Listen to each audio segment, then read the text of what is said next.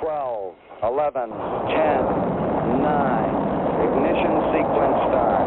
Well, Houston, thrusters go all engines. You're looking good. Yeah, Roger. You're loud and clear. Eagle, Houston, we see you on the stereo, over. Roger, Eagle, I'm done. Roger, hide the button.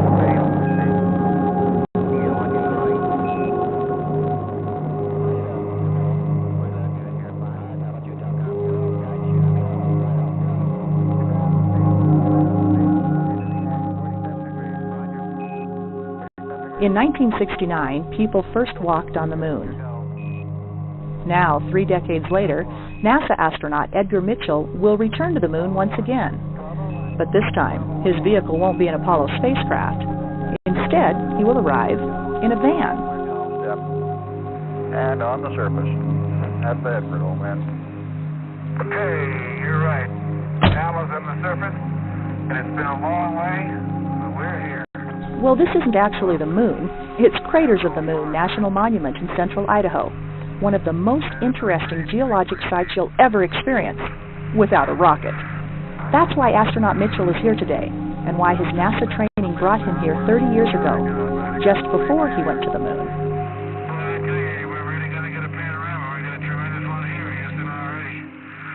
Our whole purpose in our training was to sample virtually all types of volcanic activity and the processes that go on with volcanism because we had to be the eyes of the geological community on the moon and be able to accurately describe the various types of flows because we didn't know what we would encounter.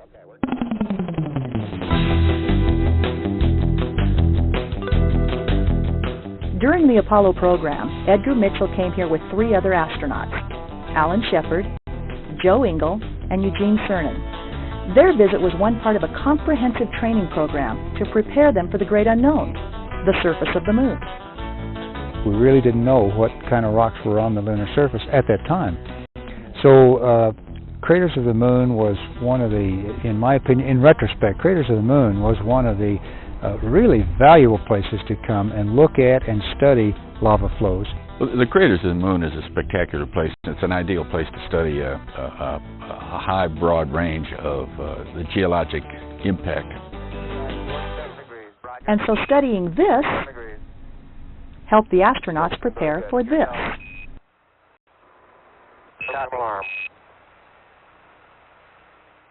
But how similar is Craters of the Moon National Monument to the actual moon? Visually, there is some resemblance.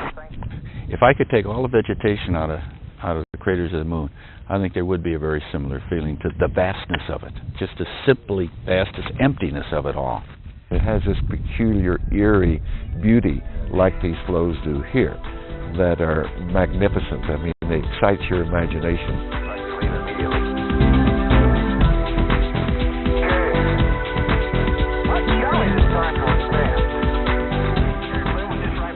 Geologically, the moon is very different from the monument. The moon is covered with impact craters, created when meteorites slammed into the surface. The monument has craters too, but they were formed very differently.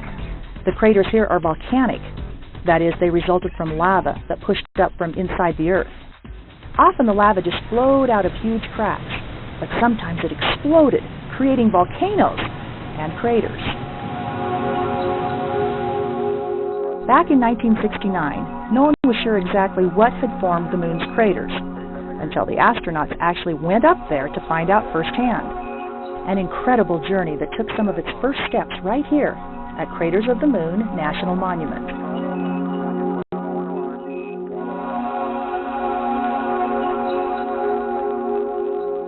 Today, Craters of the Moon is still one of the best places in the world to study geology. That's why the National Park Service is dedicated to preserving this area for scientists and for everyone. This place has spent hundreds of centuries making itself look like this, and there ain't any place else that looks like this. And therefore this is such a unique and such a beautiful place in its own way. Nothing else can touch this place.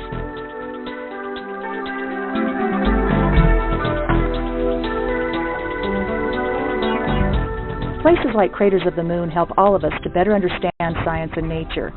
But they have another role that may be even more important. They spark our imagination, inspiring future generations to learn about our world and dream about our future. My advice to young kids, and I've been saying it for a long time, is to dream. Dream the impossible. Dream about places you want to go, or things you want to be, or things you want to do, or whatever you want to become, and then commit yourself to making those dreams come true. As an explorer and as a scientist, the more we uncover, the more questions open up to us. We think we've learned a lot, but in fact, we really haven't learned that much. There is so much more to learn. You know, and science is fun. Science is fun. We had fun on the moon. We had fun on our geology excursions. My life is devoted to learning, and it's exciting. And to teaching others and helping others learn is really what it's all about. And don't be afraid to make a mistake. We've all made them, God knows, but make a mistake, you learn from it, you try and try and try again, because if you're afraid to make a mistake, you'll never try. And if you never try, you'll never taste sweet success. The Apollo astronauts' visit was just one chapter in the larger Craters of the Moon story, a fascinating tale of geology, biology, and history. It must be preserved because every generation has the right to learn firsthand the amazing story of our Earth and beyond.